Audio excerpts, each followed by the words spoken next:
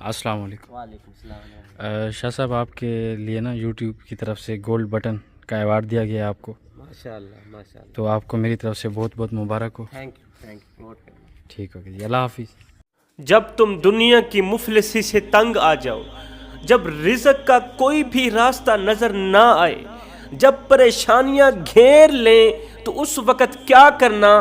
دو چیزیں اللہ کو دے کر اللہ سے تجارت کر لینا۔ وہ کون سی دو چیزیں ہیں؟ نمبر ایک، صدقہ۔ صدقہ دے کر اللہ سے تجارت کر لینا۔ صدقہ مصیبتوں کو، بلاؤں کو، آفات و بلیات کو انسان کی زندگی سے مٹا دیتا ہے۔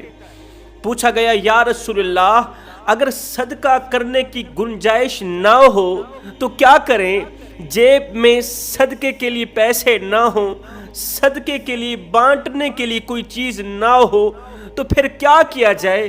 یہ سن کر میرے نبی نے فرمایا، صدقہ صرف کسی چیز کے دینے کا نام نہیں ہے، صدقہ پیسوں کے دینے کا نام نہیں ہے، صدقہ کسی چیز کے بانٹنے کا نام نہیں ہے، کسی چیز کے بانٹنے کا نام صرف صدقہ نہیں ہے، بلکہ اللہ کی مخلوق کو خوشی پہنچانا بھی صدقہ ہے، بیوی کو مسکراتے چہرے سے دیکھنا بھی صدقہ ہے، گھر کی دہلیز پر قدم رکھتے ہوئے اللہ کا نام لینا، بسم اللہ الرحمن الرحیم پڑھنا بھی صدقہ ہے، والدین کے پیروں کی طرف بیٹھ کے ان کے پیر دبانا بھی صدقہ ہے، والدین کی خدمت کرنا بھی صدقہ ہے، بیوی کو محبت بھرے پیار بھرے انداز سے اس کے منہ میں روٹی کا نوالا دینا بھی صدقہ ہے، بیوی کو اپنے ہاتھوں سے پانی پلانا بھی صدقہ ہے، دین کا پیغام، اللہ رسول کا پیغام لوگوں تک پہنچانا بھی صدقہ ہے۔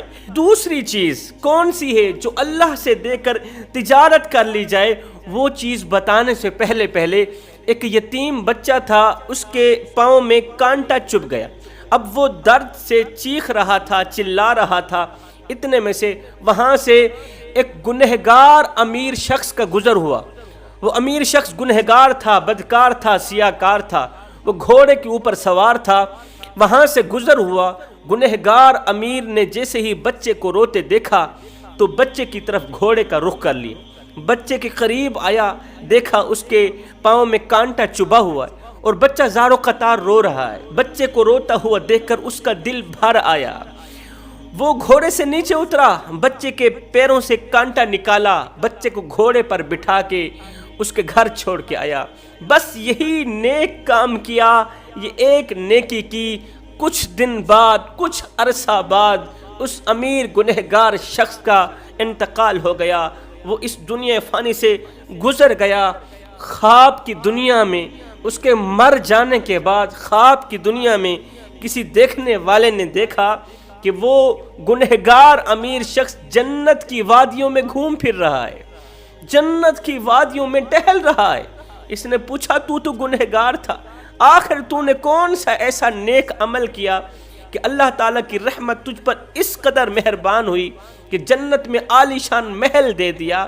اس نے کہا، زندگی میں ایک ہی نیکی کیے، وہ اللہ کی مخلوق کے ساتھ کیے، یتیم بچے کے پیروں سے ایک کانٹا نکالا تھا، اس کا درد دور کیا تھا، اس کی تکلیف ختم کی تھی، بس یہی عمل میرے اللہ کو پسند آیا، اللہ نے وہ عمل میری بخشش کا ذریعہ بنا دیا، اللہ نے جنت میں عالی شان محل دے دیا، اسی ایک نیکی کے صدقے اللہ تعالیٰ نے میرے تمام گناہوں کو بخش دیا۔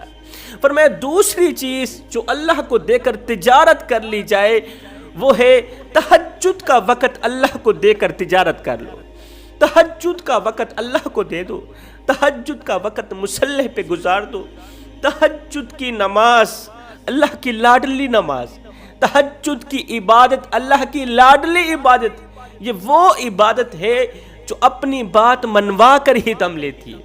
تہجد پڑھنے والا شخص دعا کرے، اللہ تعالیٰ فوراً اس کی دعا کو قبول کرتا ہے۔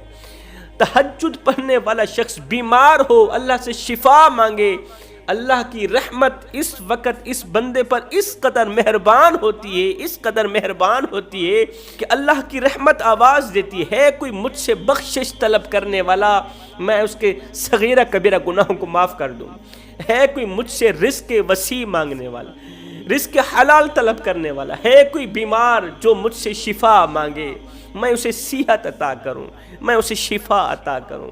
فرمایا یہ دو چیزیں, صدقہ اور تہجد کا وقت اللہ کو دے کر اللہ سے تجارت کر لو.